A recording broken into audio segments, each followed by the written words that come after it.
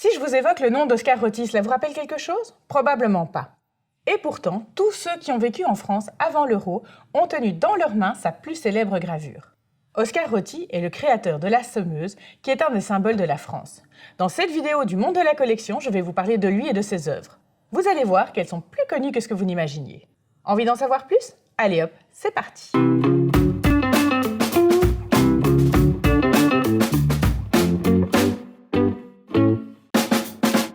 Salut les collectionneurs et bienvenue dans un nouvel épisode du monde de la collection. Je vous présente Oscar Rotti. Ce célèbre graveur est né à Paris le 11 juin 1846. Passionné de dessin, il intègre l'école des Beaux-Arts en 1864 où il fut l'élève de Pontcarme. En 1875, il obtient le Grand Prix de Rome en gravure de médailles et pierres fines. Il se marie en 1878, il aura 3 enfants. En 1888, il est élu à l'Académie des Beaux-Arts dont il deviendra même président en 1897. Il a gagné le Grand Prix des expositions universelles parisiennes 2 fois et est nommé commandeur de la Légion d'honneur. Il décédera à Paris le 23 mars 1911. Oscar Rotti va réaliser de son vivant quelques médailles qui sont actuellement recherchées par les collectionneurs. Sur la marketplace www.delcamp.net, cette médaille par exemple s'est vendue à 340 €.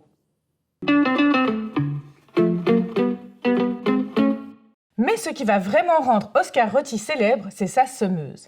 La création de cette semeuse remonte à 1887. Elle est alors un projet de médaille qui va être oublié jusqu'en 1896. À cette époque, Oscar Rotti est reconnu en tant que graveur et il reçoit du ministère des Finances une commande d'un nouveau dessin pour de nouvelles pièces de monnaie. L'année suivante, les premières pièces vont entrer en circulation. Elles sont très bien accueillies par la presse de l'époque et également par le public qui les utilise parfois pour faire des bijoux.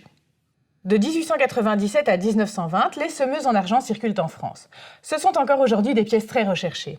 La frappe de ces pièces sera arrêtée en 1920 et elles seront démonétisées en 1928. Étant donné la valeur du métal, ces pièces étaient gardées par les particuliers au lieu d'être utilisées pour faire des achats.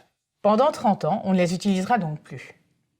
En 1958, lors de la réforme monétaire de la Ve République, de nouvelles monnaies à l'effigie de la semeuse vont être frappées.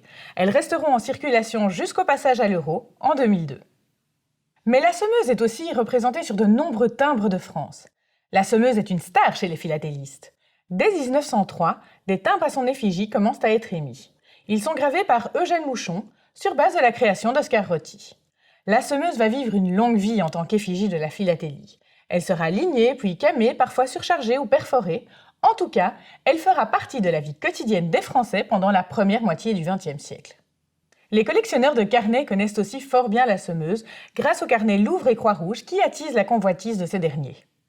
Sur la marketplace des collectionneurs www.delcamp.net, il y a actuellement plus de 65 000 objets philatéliques de la semeuse en vente à des prix tout à fait divers.